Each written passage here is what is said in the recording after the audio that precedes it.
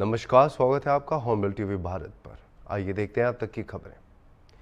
हरियाणा में दमदार वापसी के बाद भाजपा उत्तर प्रदेश की 10 विधानसभा सीटों पर होने वाले उपचुनाव को लेकर अब पूरी तरह से फुल कॉन्फिडेंस में है।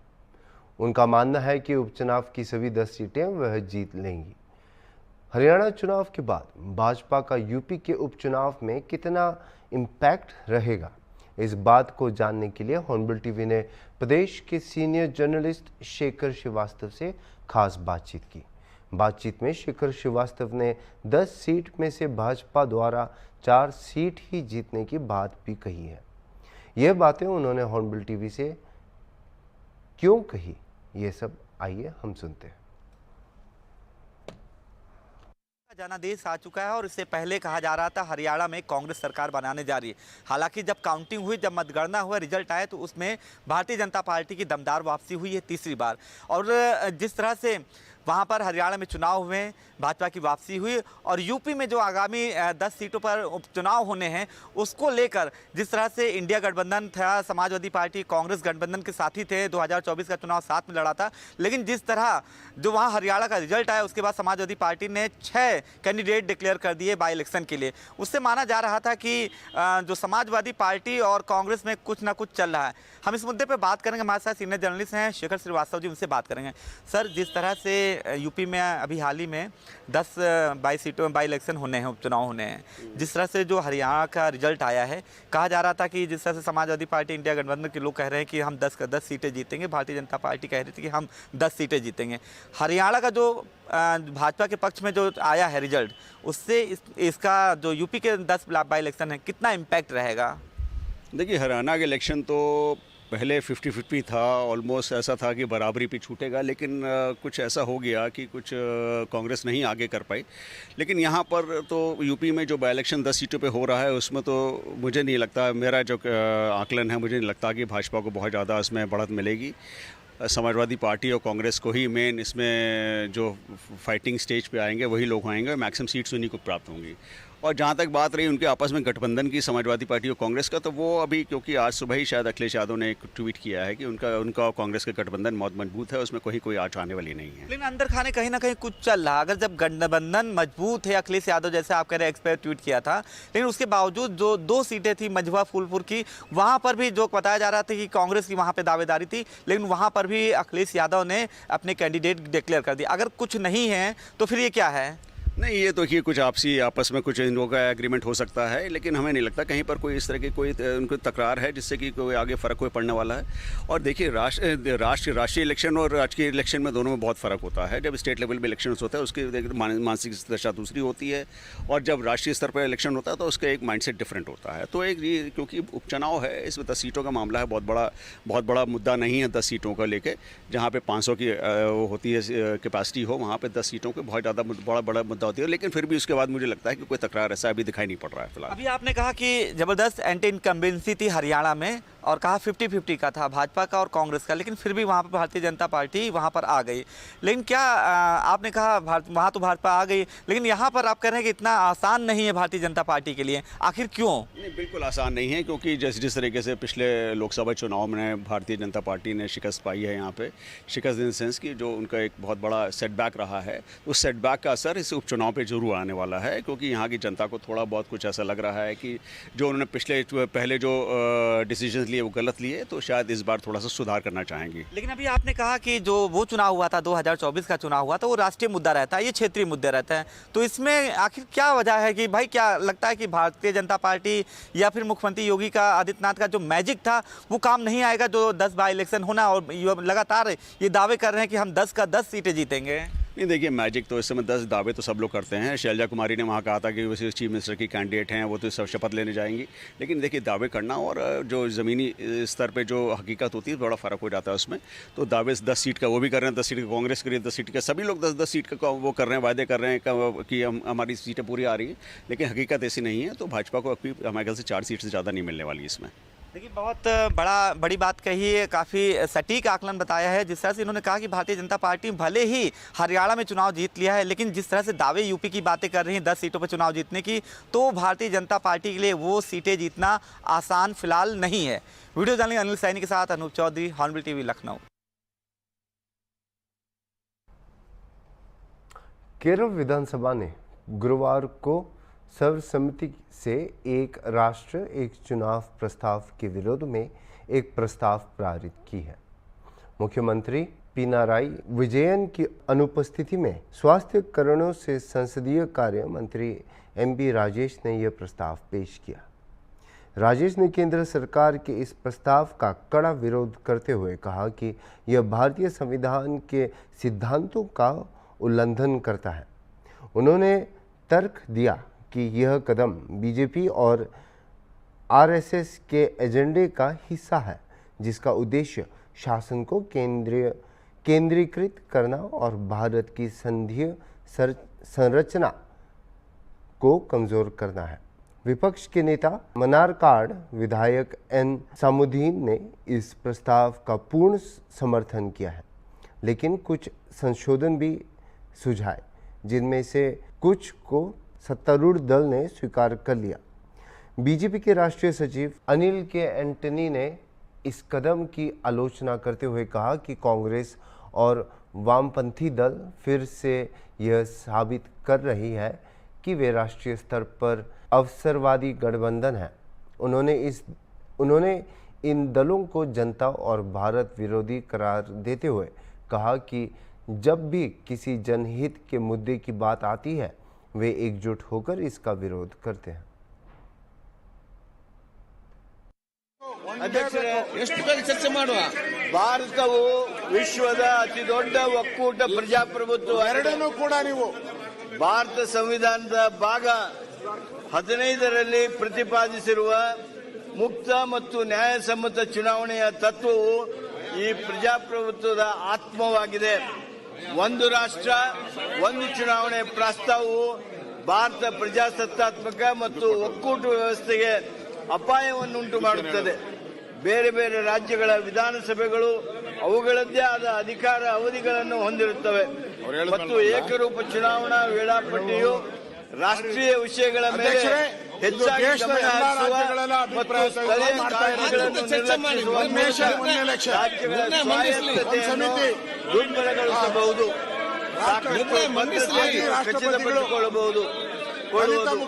ಚುನಾವಣಾ ಸಿಬ್ಬಂದಿಯನ್ನು ನಿರ್ವಹಿಸುವುದು ಬೇಸರ ಕಡಿಮೆಗೊಂಡ ದೇಶದ ಎಲ್ಲ ರಾಜ್ಯಗಳನ್ನ ಗಮನಕ್ಕೆ ತೆಗೆದುಕೊಂಡು ಮಾಡುವಂತದ್ದು. ಚುನಾವಣೆ ವೆಚ್ಚ ಸುಮ್ಮನೆ ಏಕಾಏಕಿ ಚುನಾವಣೆ ಹೆಚ್ಚಾಗೋದು, ಚುನಾವಣೆ ಬಂದ ಸಂದರ್ಭದಲ್ಲಿ ಯಾವುದೇ ಅಭಿವೃದ್ಧಿ ಕಾರ್ಯಗಳಾಗಲ್ಲ. ಅಭಿವೃದ್ಧಿ ಕಾರ್ಯಗಳೆಲ್ಲ ನಿಂತೋಗ್ತದೆ. ಪ್ರತಿ ಸರಿನೂ ಕೂಡ ಲೋಕಸಭೆಗೆ 2 ತಿಂಗಳು, ವಿಧಾನಸಭೆಗೆ 2 ತಿಂಗಳು, ಜಿಲ್ಲಾ ಪಂಚಾಯತಿಗೆ 2 ತಿಂಗಳು, ಕಾರ್ಪೊರೇಷನ್ ಎಲೆಕ್ಷನ್ ಹಿಂಗೆ ಮಾಡಿದ್ರೆ ಅಭಿವೃದ್ಧಿ ಕಾರ್ಯಗಳು ಕುಂಠಿತ ಆಗ್ತದೆ. ಅನ್ನೆಸೆಸರಿಲಿ ರಾಜ್ಯದ ದೇಶದ ಜನಗಳ ದುಡ್ಡು ಹಾಳಾಗ್ತಾ ಇದೆ. ಅದನ್ನ ಈ ತರ ಒನ್ ನೇಷನ್ ಒನ್ ಎಲೆಕ್ಷನ್ ಮಾಡಿದ್ರೆ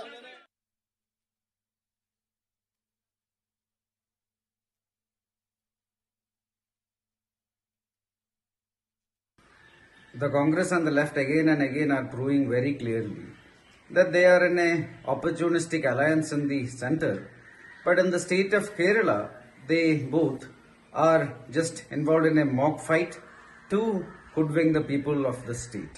But whenever it comes to any issue of national interest, both the parties do come together.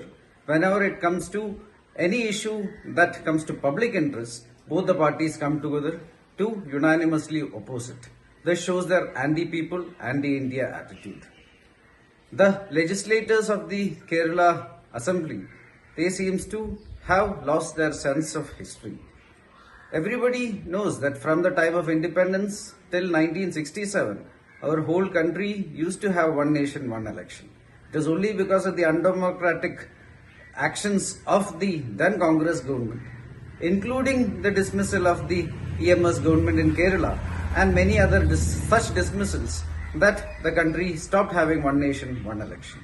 Now the Union Cabinet has passed this resolution again, and it was after the a recommendation of a very learned committee led by somebody of the stature of a former president who recommended one nation, one election. It was after consultation with lakhs of people across India, and more than 90% of the people who were consulted across the spectrum, they wanted one nation, one election. Right now there is so much time and resources that is spent across India for electioneering and election purposes, and that is slowing down governance and making administration more inefficient. It is in keeping this in mind that our Honorable Prime Minister Narendra Modi ji, he started this process, and now after consultation our union government, to ensure that there is better governance and administration for the people of India, have now passed one nation, one election in the union cabinet. And it is very, very disappointing to see the Kerala Assembly take these kind of anti-national, anti-people stances.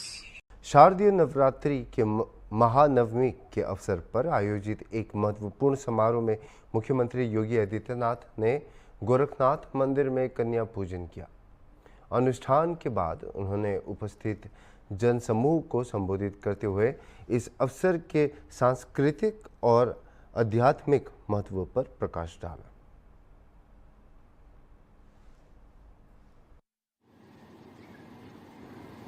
नवमी के इस पावन पर्व के साथ आज पूरे देश और दुनिया में जहां कहीं भी सनातन धर्मावलंबी निवास कर रहा है, वे सब जुड़े हुए हैं। इस अवसर पर जगतजननी मां भगवती दुर्गा के 9 स्वरूपों के प्रतीक स्वरूप कुंवारी कन्याओं के पूजन की एक पवित्र परंपरा भी है, और गोरक्षपीठ की इस पवित्र परंपरा के अनुरूप इस कार्यक्रम के साथ इस बार भी मुझे जुड़ने का अवसर प्राप्त हुआ है। इन 9 स्वरूप कुमारी कन्याओं के पूजन का कार्यक्रम अभी यहाँ पर संपन्न हुआ है। मुझे प्रसन्नता है कि जो सनातन धर्म की यह समृद्ध परंपरा है, यह पूरे हर्षोल्लास के साथ, पूरे उमंग के साथ,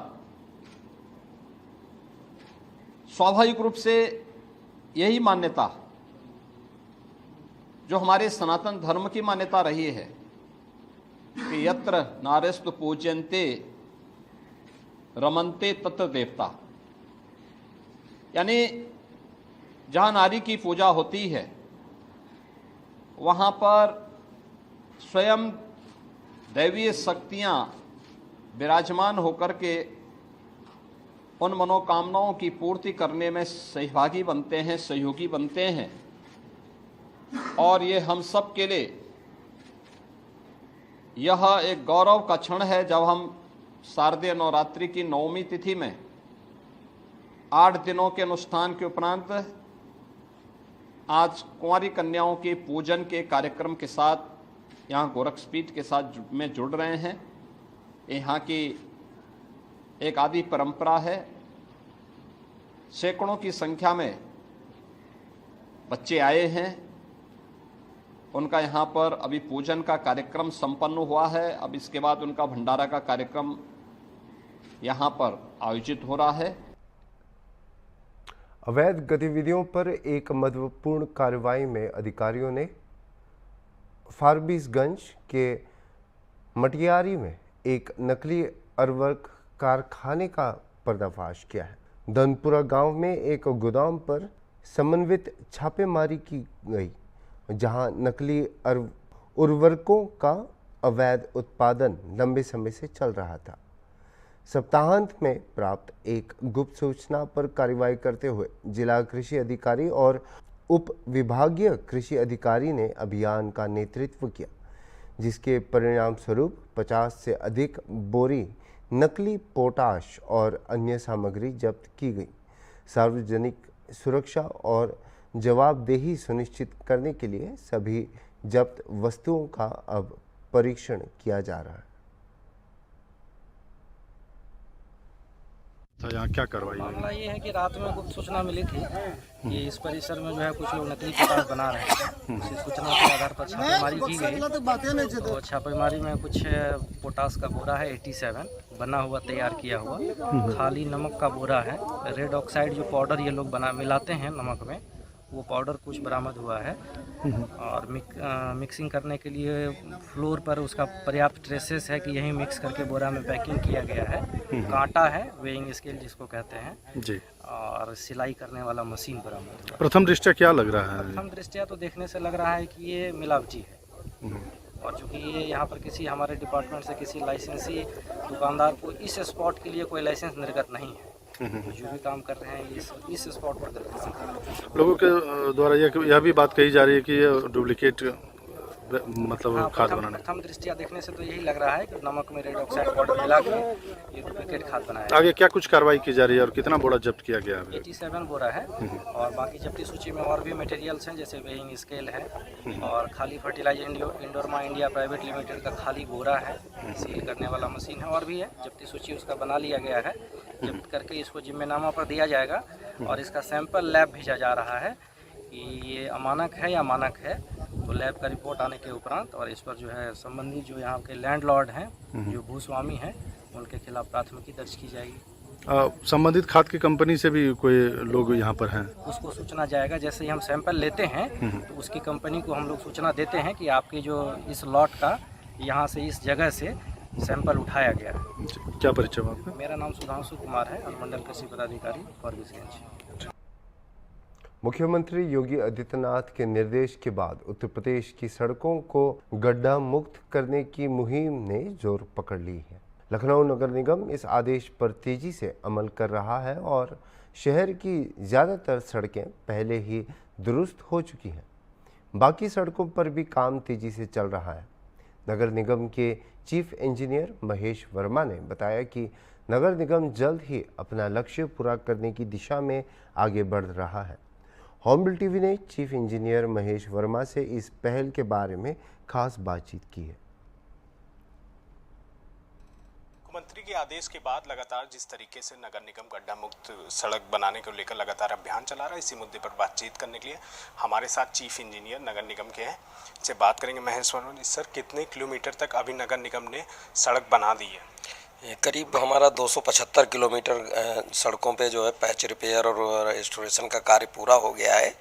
और हमारा करीब 650 किलोमीटर हमने प्राविधानित कर रखा है कि जो हमें करना है तो हम उसमें कर रहे हैं। अभी फर्स्ट फेज में हम ये कर रहे हैं कि अगर कहीं रेस्टोरेशन में समय लग रहा है तो हम उसके गड्ढे को भरते जा रहे हैं। फील्ड में काम चल रहे हैं। गुणवत्ता का विशेष ध्यान रखा जा रहा है, क्योंकि बीच में 2-3 दिन बारिश हो गई और 2 बार बारिश हुई तो उससे थोड़ा प्रगति बाधित हुई, लेकिन फिर भी हम शासन के निर्देशों का अनुमति दिए गई टाइमलाइन में गड्ढा मुक्त के कार्य पूरा करेंगे। सर, अभी कितना टाइम और लगेगा गड्ढा मुक्त? क्योंकि 10 तारीख तक सभी गड्ढा मुक्त सड़कें होनी थी, लेकिन बारिश के कारण हो नहीं पाई, जिसके कारण तो अभी कितना समय और लगेगा? जो हमारा कुछ रेस्टोरेशन की स्वीकृतियाँ प्रोसेस में है, वो स्वीकृतियाँ मिल जाएंगी तो वो काम पूरे कर लेंगे। बाकी जैसे गड्ढा है तो हम जीएसबी डाल के मोटरेबल किए दे रहे हैं कि फिलहाल गड्ढा ना रहे। और चीज़ें जो है ना ब्लैक करना है कहीं पे तो ब्लैक छूटेगा तो हम थोड़ा टाइम लगेगा, कर लेंगे। अब मौसम साफ़ हो गया है तो हम पूरी गति से काम कर रहे हैं और पूरी गुणवत्ता देखते हुए काम कर रहे हैं, गुणवत्ता सुनिश्चित कर रहे हैं। तो थोड़ा समय ज़रूर लग रहा है, लेकिन पैच वर्क का काम निर्धारित समय में पूरा किया जाएगा। हमारे साथ बातचीत करने के लिए महेश वर्मा जी, चीफ इंजीनियर का साफ तौर पर कहना है जल्द से जल्द जो गड्ढा मुक्त सड़कें उनको जल्द से जल्द कार्य पूरा कर लिया जाएगा। वीडियो जर्नलिस्ट विजय के साथ निहाल पांडे, हॉर्नबिल। अभी के लिए इतना ही और खबरों के लिए आप देखते रहिए हॉर्नबिल टीवी।